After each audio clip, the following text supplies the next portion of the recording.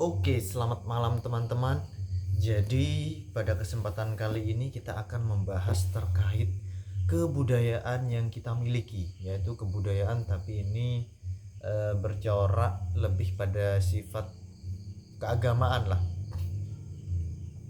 Ketika kemarin kita telah membahas terkait budaya batik dan kawan-kawan, sejarah dari batik dan lain-lain, maka pada kesempatan kali ini kita akan membahas lanjutannya.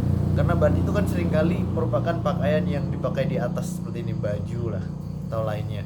Nah, tetapi pada kesempatan kali ini kita akan membahas di mana tentang pakaian bawah. Jadi setelah batik, kita akan membahas terkait pakaian bawah. Loh, apa kok relevansinya? Nah, gini, sebagai suatu kelengkapan ketika kita telah membahas terkait bagian-bagian dalam kebudayaan, maka kemarin ketika kita membahas batik kan itu identik dengan pakaian, yaitu baju. Maka pada kesempatan kali ini kita akan membahasnya itu terkait kebudayaan kita pakai di bawahnya. Apa? Seperti yang kita tanyakan, apa sih kebudayaan dimiliki oleh Indonesia? Yaitu terkait pakaian bawah. Kalau kita melihat sejarah di belakang, jangan di-spill dulu. Tapi seperti biasa, setiap pertanyaan yang Anda berikan maka akan terjawab di channel Pusat Lumbung. Maka selamat datang kembali dalam channel Pusat Lumbung. Nah, oke teman-teman. Agar lebih jelas dan lebih mudah, yaitu ketika Anda bertanya terkait kebudayaan apa yang dimiliki oleh negeri kita, negeri Indonesia, yaitu terkait pakaian atau terkait pakaian ya, sandang, papan, pangan, yaitu terkait papan. Jadi budaya yang sering kali kita pakai itu adalah sarung. Sarung menjadi suatu identitas di mana itu sudah kita pakai dari tahun-tahun lalu, meskipun dari tahun kolonialisme dan sebelum kolonialisme. Kenapa kok sarung identik dengan Indonesia padahal di negara lain itu banyak? Ya memang banyak.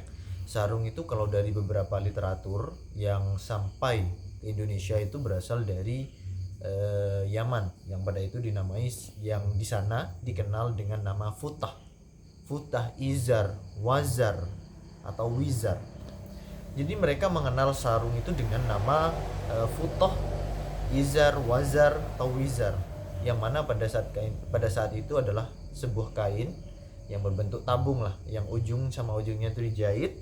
Nah, jadi mereka itu dicelupkan dengan pewarna tekstil berwarna hitam dan dipakai lah untuk menutupi area bagian bawah. Hingga pada saat itu sampailah ke Indonesia dibawa oleh mereka, para saudagar muslim yang berasal dari Gujarat dan juga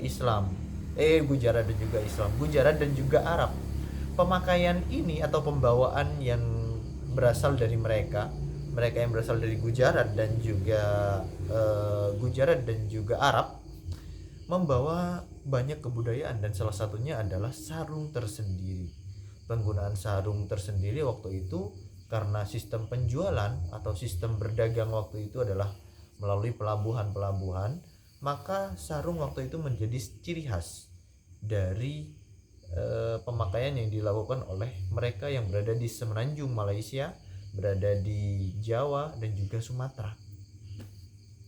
Nah, hingga akhirnya seiring dengan semakin banyaknya atau mudahnya kita sebagai masyarakat yang serawung itu kan dalam artian mereka yang mudah berbaur dengan adanya kebudayaan baru yang dibawa oleh mereka, masyarakat Gujarat dan juga Arab, untuk sekaligus mempromosikan agama mereka, yakni agama Islam. Maka pada saat itu penggunaan sarung itu semakin melebar. Yang pertama itu dari 3 kelompok tadi, semenanjung Malaysia, Jawa dan juga Sumatera, tapi terbatas lah, bukan seluruh Jawa dan juga Sumatera.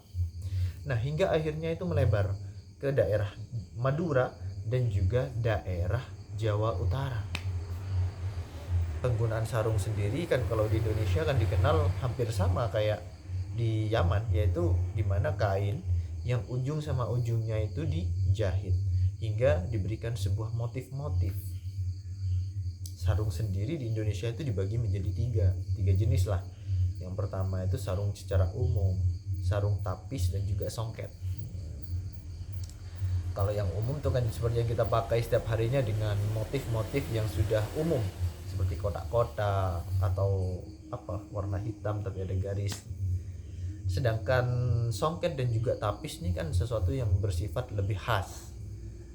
Songket itu kan berasal dari Palembang, yang terkenal juga kain songket itu dari Palu.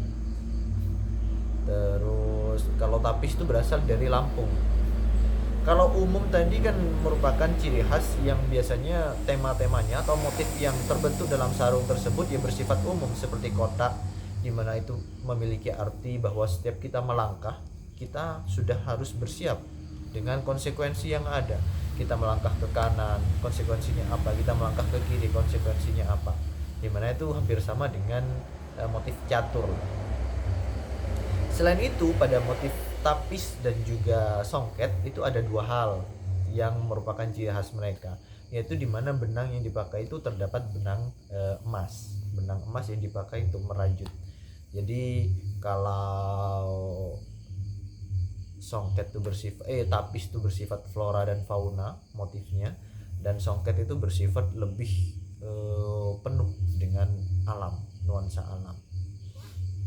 Begitulah sejarah singkat dari sarung ya, tergantung dari motif dan bahannya. Lalu kenapa kebudayaan sarung ini terus diangkat hingga masa kini? Jadi ketika kita berbicara terkait sarung, maka kita juga perlu berbicara terkait sejarah sebelumnya. Mungkin pembahasan kita kali ini tidak terlalu mendalam karena keterbatasan waktu dan juga riset yang saya miliki. Perihal sarung sendiri itu terdapat beberapa hal. Kenapa sekarang tuh identik dengan ciri khasnya sebagai peribadahan. Yang pertama, sarung pada waktu itu dikenal sebagai motif atau bentuk dari perlawanan terhadap penjajahan barat. Dari penjajahan barat itu kan bukan hanya muncul dari penjajahan diri kita saja, tapi muncul juga penjajahan dari bagaimana cara berpakaian, cara berpikir, cara berperilaku, sopan santun dan lain-lain. Salah satu cara yang dimunculkan oleh para pejuang-pejuang dahulu adalah seperti saat perang itu kan mereka seringkali menggunakan sarung untuk turut serta dalam berperang. Sehingga terdapat suatu cerita atau dokumentasi, yaitu ketika Indonesia sudah mengalami kemerdekaan, Insinyur Soekarno mengundang Kiai Wahab Hasbuloh sebagai salah satu pendiri NU untuk datang dalam suatu acara menggunakan jas resmi dan juga pokoklah baju resmi. Nah, datanglah Kiai Wahab Hasbuloh, tapi pada saat itu dia menggunakan jas, kopiah dan seperti ulama biasanya, tapi bawahnya menggunakan sarung. Ketika yang lain menggunakan celana, blazer, jas dan lain-lain, Kiai Wahab Hasbuloh tetap menggunakan sarung sebagai caranya mempromosikan kebudayaan Indonesia. Caranya mempromosikan bahwa ini merupakan bentuk perlawanan kita terhadap penjajahan barat. Lalu kenapa kok kita perlu mencintai sarung tersendiri? Nah, ini merupakan suatu pertanyaan yang perlu kita tanyakan. Jadi ketika Anda bertanya kenapa kok kita perlu mencintai sarung? Pertama, dengan adanya budaya yang dibawa oleh Gujarat dan Arab. Tapi sebelum itu kita perlu bertanya ya, kita menolak budaya barat, tapi kok kita menerima budaya timur seperti dari Gujarat dan juga Arab? Nah, inilah yang perlu ditanyakan. Jadi ketika budaya dari Gujarat dan juga Arab seperti sarung ini dibawa ke Indonesia, maka salah satu hal utama kenapa sarung ini menjadi ciri khas atau budaya yang terus kita pakai hingga hari ini itu karena kemampuan kita untuk berbaur atau serawung dengan budaya lama. Jadi dengan adanya budaya dari Gujarat dan Arab yang dibawa ke Indonesia, nah kita sebagai masyarakat yang serawung, kita mengadaptasi bukan mengadopsi sarung sendiri. Jadi mereka dari masyarakat Gujarat dan juga Arab yang dimana pada saat itu hanya dicelupkan pada pewarna tekstil atau tinta hitam. Jadi sarung pada waktu itu ya kebanyakan warna hitam. Kita sebagai masyarakat Indonesia memodifikasi dan juga mengadaptasinya dengan menyesuaikan motif-motif yang kita miliki, yaitu seperti motif batik, motif bunga, motif flora fauna seperti yang tersimpan dalam sarung secara umum, sarung songket dan juga sarung tapis. Salah satu bentuk apresiasi kita juga sebagai bentuk kita menghargai jasa para pahlawan kita, di mana mereka menggunakan sarung sebagai salah satu bentuk promotor mereka untuk melawan gerakan kolonialisme dari barat. Sarung sendiri itu kan banyak hal, bukan hanya ciri khas dari Islam. Masyarakat Bali pun menggunakan sarung saat peribadahan. Terus dalam acara kita juga saat apel santri dan lain-lain, dalam acara islami itu kan juga sering menggunakan sarung. Jadi salah satu bentuk upaya untuk menjaga budaya yang dimiliki oleh negara Indonesia adalah dengan melestarikannya, dengan bagaimana cara kita memahami terkait hal apa saja yang dimiliki oleh negara kita.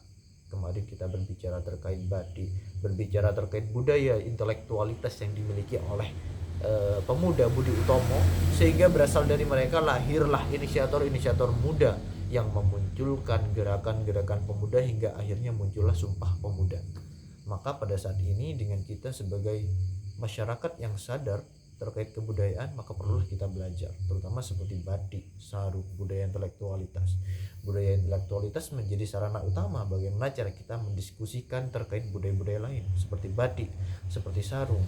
Kenapa kok kita perlu melestarikan sarung? Apa manfaat dari sarung? Maka dari kita belajar bahwa sarung itu berasal dari semenanjung Malaysia awalnya, yang dibawa oleh masyarakat Gujarat dan juga Arab sebagai saudagar muslim, hingga tersebarlah ini hingga ke Jawa Utara dan juga Madura, hingga pada saat itu jadilah sarung, hingga tersebar ke daerah-daerah lain hingga menjadi sarung secara umum, sarung berbasis songket atau bermotif songket, dan juga tapis yang berasal dari Lampung. Nah, mungkin seperti itulah yang dapat kita bahas secara ringkas, teman-teman. Cukup mudah lah. Jadi teman-teman bisa juga nanti mereview ulang atau juga belajar kembali dengan literatur-literatur yang kalian miliki. Marilah berdiskusi melalui kolom komentar di bawah ini, atau silahkan DM saya melalui Instagram @galmasis. Seperti biasa, salam channel Pusat Lumpur. Terima kasih.